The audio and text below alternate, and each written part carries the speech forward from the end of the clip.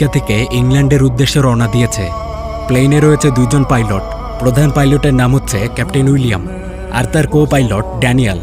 এই উইলিয়াম এবং ড্যানিয়েল এর আগেও বেশ কয়েকবার পার্টনার হয়েছেন, এজন্য এবারও তারা বেশ খুশি।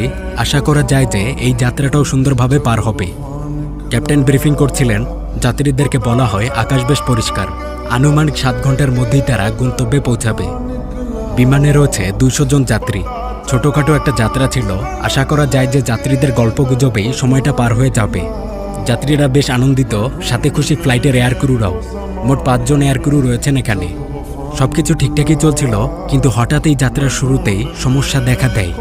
এই বিমানের সকল মেশিনারিগুলো ফ্লিকারিং করতে শুরু করে। সিগন্যাল পাওয়া যাচ্ছিল না, যোগাযোগ বারবার বিচ্ছিন্ন হয়।